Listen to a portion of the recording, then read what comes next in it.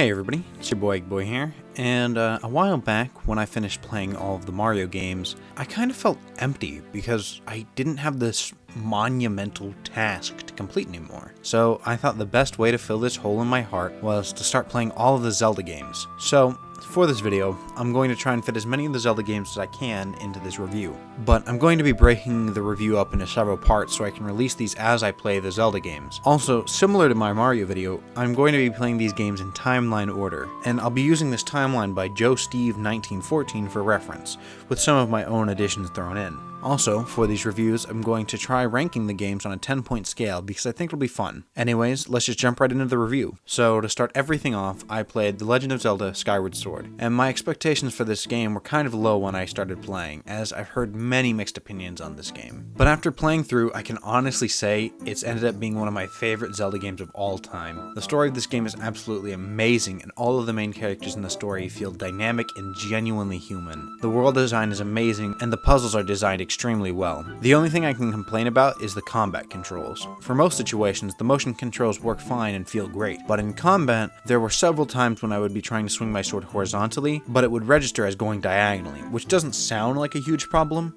but there are several enemies in this game that will only take damage if you swing your sword in a certain direction. Other than the problem with the sword controls, I'd say this is a great game, and I'm really hoping we get a remaster of it for the 35th anniversary of Zelda. And overall, I think I'd rate this game an 8 out of 10. After that, I played The Legend of Zelda The Minish Cap. Now, this game graphically is really great. A lot of these areas, especially when you're small, are very pretty. However, when it comes to gameplay, there's not really a lot here. This game mostly felt pretty easy with some difficulty thrown in at the very end. A lot of things in this game make you feel like you're doing them just to do them, rather than doing things that actually matter. This game is a good time waster though, so if you end up finding this game laying around your house somewhere, it would definitely be some fun to play it. But I don't recommend buying a Game Boy specifically to play this game, so this one's getting a 4 out of 10. Continuing on, I played Cadence of Hyrule, and I've gotta say, this game is great. But since this is a third-party Zelda game, it doesn't have a traditional story or characters, but despite that, this game is so much fun. The rhythm-based movement and attack system feels great and really fits well with the Zelda soundtrack. This game does have a pretty steep learning curve though,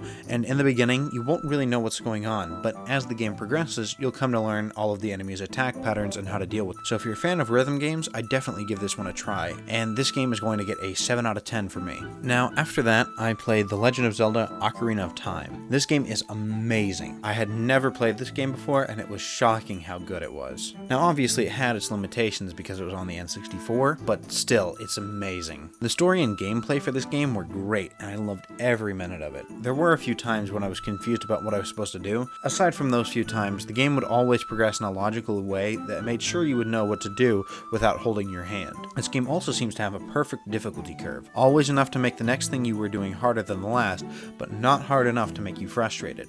This game also has so many extra things to do, such as minigames and side quests. So overall, I think this game deserves an 8 out of 10. Okay, so this next game isn't technically a game so much as it is a mod for one, but I still really wanted to talk about it. So anyways, this is The Legend of Zelda The Missing Link by Kays. This game is really short, but there's so much time, effort, and love that went into this project that it really makes up for the length. This game is supposed to fill in the gap from Ocarina of Time to Majora's Mask, and it does just that. And it does it extremely well. Some of the areas on this game look so much better than things that came out on the N64. This game also has some amazing mechanics that are impressive to me even now. This game has some amazing puzzle design, and they even have some mini side quests thrown in. And all of these things seem super impressive to be on an N64. Now you might be thinking, well, that's because it's a mod and it's emulated, so they can change whatever they want. But you'd be wrong in thinking that, because the team that worked on this actually made it so that you could play the game on an actual N64 if you had an EverDrive. Now, I was really shocked to hear that,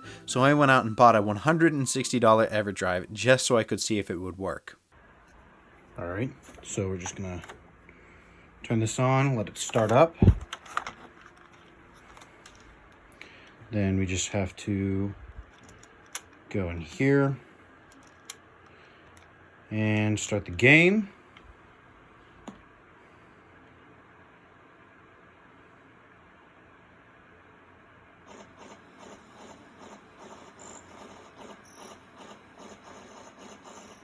And there we go. It works. So yeah, this game is amazing, and I'm really proud of everyone who worked on this project. So this game gets a 9 out of 10. Up next is The Legend of Zelda Majora's Mask, and I didn't think it was possible to make a better Zelda game on the N64 than Ocarina of Time, but somehow they managed to do it. What I love about this game is that they were able to take all the things that made Ocarina of Time great, and then add in all these other features that make the game great, such as a 3-day time limit, or the whole mask mechanic. Everything about this game is great, and I think it deserves a 9 out of 10. After that is The Legend of Zelda Twilight Princess.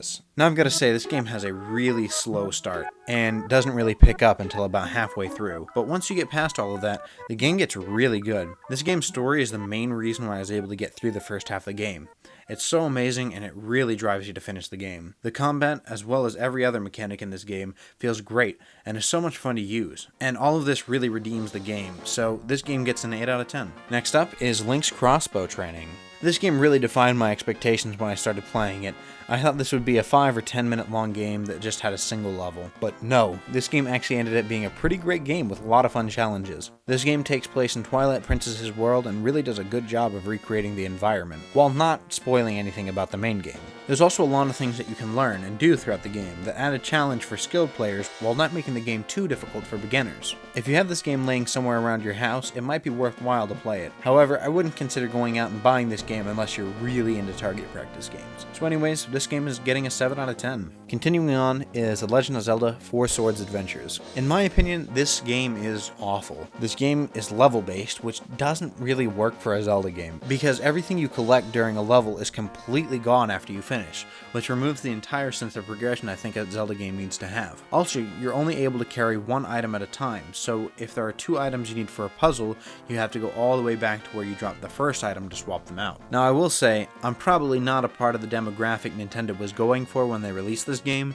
It's obviously meant for people who all have Game Boys and Link cables, but I don't have 3 friends who have Game Boys and Link cables, so I had to play this game by myself, which is arguably less fun than the intended way of play. I have to imagine that if you were playing this game in the ideal scenario, it'd be a lot better, but it's still not a great game, so this game gets a 4 out of 10. Now, the last game I'm going to be covering in this video is Hyrule Warriors. Not the new one, the original. When you first start out this game, you're likely to be overwhelmed with how much is going on screen. However, once you start to understand how the game works, things get a lot better and it becomes much more enjoyable. This game has tons to do and has an alright story, so if you're unable to get the new Hyrule Warriors for whatever reason, it might not be a bad idea to give this one a try. So overall, this game gets a 7 out of 10. Well, that just wraps up about everything for this video. I plan on making another one of these as soon as I finish the next batch of Zelda games. Anyways, I really hope you guys enjoyed, so yeah, I'll see you guys in the next one. Bye.